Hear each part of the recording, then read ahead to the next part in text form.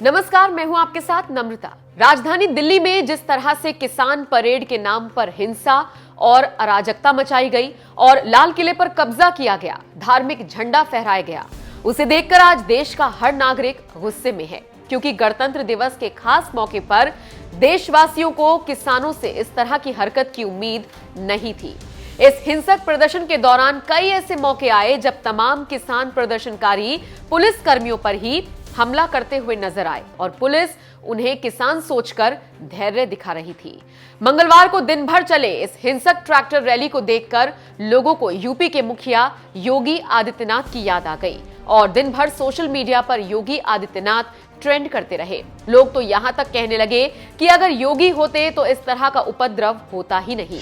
एक Twitter user ने तो हाथ में हथौड़ा लिए थॉर की तस्वीर शेयर कर बताया कि योगी सरकार में पुलिस कैसी होती है, जबकि अजय देवगन के हाथ में हथौड़ा लिए तस्वीर शेयर कर लिखा गया, अमित शाह के अंडर में पुलिस की क्या हालत होती है।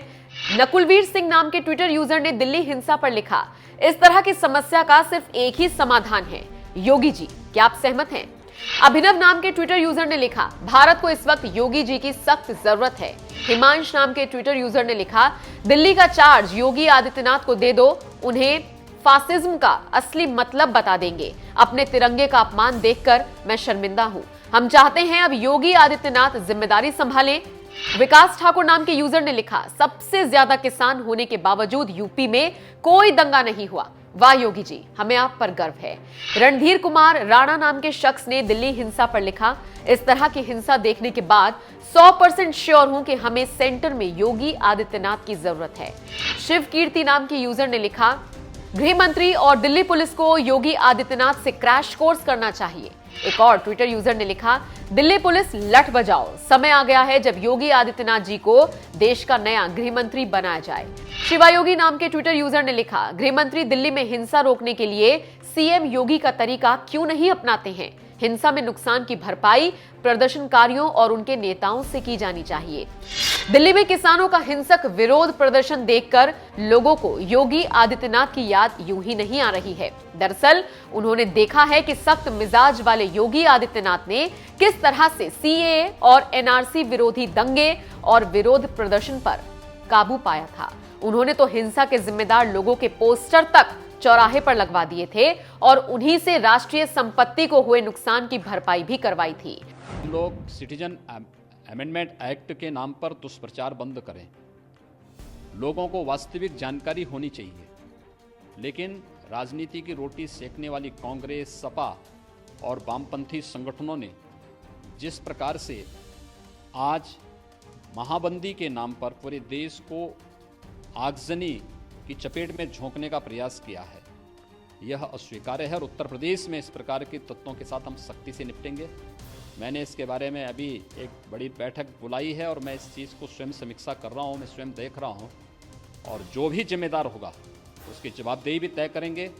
इस हिंसा में लिप्त प्रत्येक तत्व की प्रॉपर्टी को जब्त करेंगे और उस जब्त से सार्वजनिक संपत्ति को हुए नुकसान या कहीं पर पब्लिक प्रॉपर्टी को जो डैमेज किया गया है, इसकी भरपाई भी हम उन सभी उपद्रवियों से करेंगे, क्योंकि वे सब चिन्हित चेहरे हैं, वे सब वीडियोग्राफी में आ चुके हैं, सीसीटीवी की फुटेज में आ चुके हैं। इन सब की प्रॉपर्टी को जब्त करके इनसे हम इसका बदला लेंगे और सख्ती से निपटने के लिए इसके बारे में मैंने कहा है। योगी सरकार का यही मॉडल बाद में कर्नाटक की बीजेपी सरकार के अलावा मध्य प्रदेश में शिवराज सरकार ने भी अपनाया।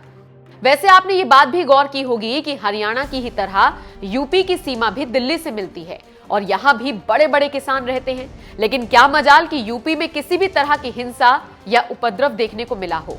यूपी में अगर किसी तरह की ट्रैक्टर रैली नहीं निकली और हिंसक विरोध प्रदर्शन नहीं देखने को मिला तो इसके लिए योगी सरकार का बेहतरीन मैनेजमेंट ही था।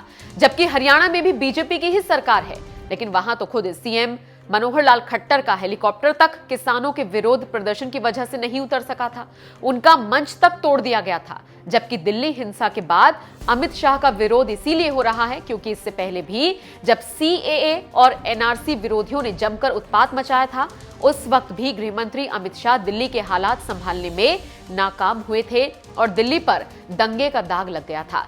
जबकि दंगे के बाद हालात सामान्य करने के लिए एनएसए अजीत डोभाल को मैदान में उतरना पड़ा था।